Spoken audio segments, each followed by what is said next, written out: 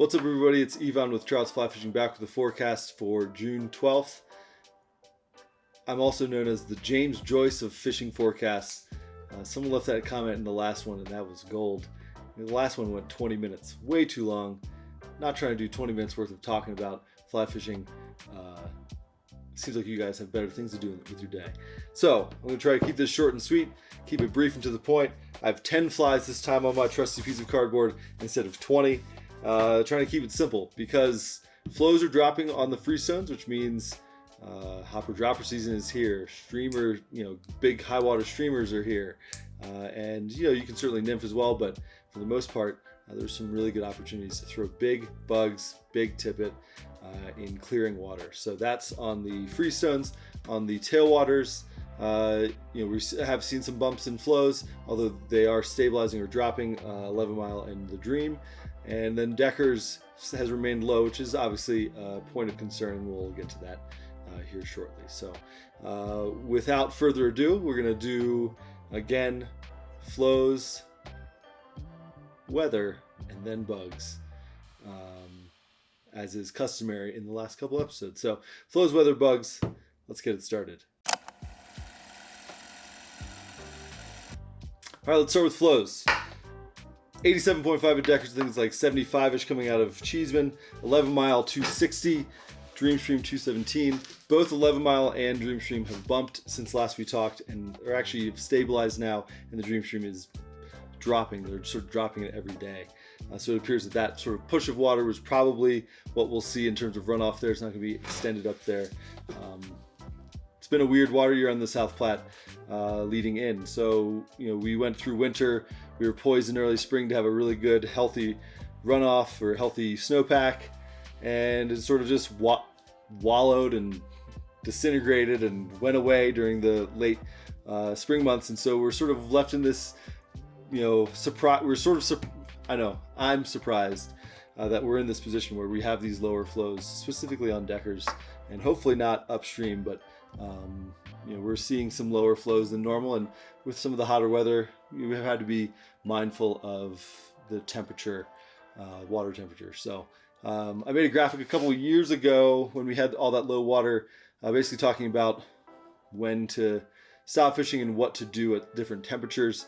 65 is really where you want to keep the fish in the water, roping up, making sure you're not using too light of a tippet, and 67 you really want to cut it off. And I'll put that graphic up here. I'm sure I already put it up, but also put the link to that graphic down below so you have it for your reference as well. We do have thermometers in the shop, so if you are wanting to be responsible and not negatively impact those fisheries, our favorite fisheries, make sure you have a thermometer on your person, taking it through the day. Obviously, fishing is going to be better in the early morning rather than into the afternoon. So that's number one. The really good news, and the stuff that I'd be excited about if I wasn't expecting this baby to come in the next week, is the freestones. So they're all dropping. It appears they've all peaked, and they're dropping pretty significantly, which means not only do you have higher water where fish are going to be pushed up against the banks, but it's clearing water, which means those fish are going to be super excited and ready to munch and eat and put some weight on, while these big flows are here. So streamers, clearly I'm partial to streamers, but also hopper dropper season is upon us. So time to get your big chubbies out. Just for the record, Eagle at Avon 11:30. Colorado Kremling 1330, Arkansas at Slide at 1280. So all those are dropping. They're all still high.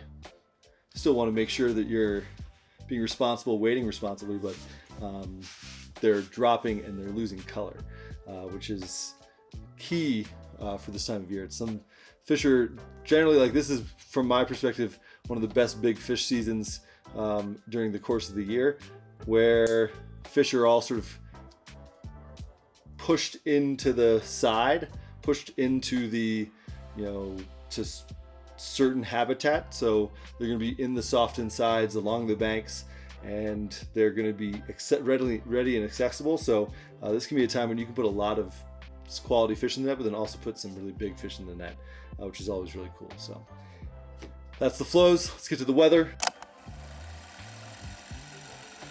So it is hot here, as you probably know if you're on the Front Range. In Deckers, it's supposed to be in the mid 80s through next week until next weekend, and then it's going to drop into the low 80s, high 70s, with some PM thunderstorms rolling through. Hopefully we have a good monsoon season, keeps those flows cooler and maintains them a little bit. With regards to veil, and we're using that as we always do for the high country. Lows in the upper 40s and then highs in the mid 70s. So it's summertime in the mountains. It's gonna be cooler in the morning and a little bit hotter in the afternoon, but they're not terribly high temperatures. And the other thing to note is that you see a lot of sort of scattered clouds moving through. No huge systems, moving through. No big storms from what Weather Underground is saying, but you might see some afternoon rainstorms here and there. But you're for the most part going to be seeing some pretty stable weather, which is obviously can be a good thing. So that's the weather. Let's get to the bugs. All right, bugs. Here we go. Gonna keep it short and simple with dropping water. Shouldn't be terribly complicated. On the freestones, I picked a chubby. For your sort of hopper fly, you can pick a PMX. You can pick a stimulator if you want. Pat's rubber legs, Prince nymphs in the jigged variety or non-jigged variety, hot belly PTs, and then sparkle done PMDs, because PMDs should be making appearances on freestones and tailwaters alike in the next couple weeks. So I would have a sparkle done there. As you notice, those flies are pretty simple. You can use variations of those, but it's not the season to get super complicated. On the tailwaters, so tanworms, mini leeches, Z-wing caddis, shot glass betas, and RS2s. So a mix of some bigger bugs and smaller bugs, as you'd expect with some of the lower flows in Deckers. Using a small flies. Obviously midges are always going to be a good option, and then also leading with some bigger point flies. But the same thing goes for some of the higher water you'll see up river through 11 Mile on the Dream Stream. So nothing complicated with the bugs. Pretty simple. Yeah, nothing crazy. In terms of bugs you'll expect to see, obviously caddis, betas, midges, PMDs, and then golden stones as well. That's chubby Chinook will be a good golden stone, and then you'll start to see hoppers more and more, and fish will start to tune into those as well. So nothing crazy with the bugs. Streamers obviously still a good option, year-round option in my opinion. So yeah, those are the flies. Oh yeah, let's do the featured guide report. So we started doing this in the forecast earlier on in the year, and then obviously March, April, May, not prolific guiding months. Not many people were traveling or going out of their houses. So, wanted to bring that back. We're doing our best to keep it up to date. Obviously don't have as many trips as we normally have this time of year, but valuable nonetheless. So I wanted to bring up one of our guide reports, and Brian Hilbert and Scott Dixon, two of our guys, have been doing a great job of updating after their trips.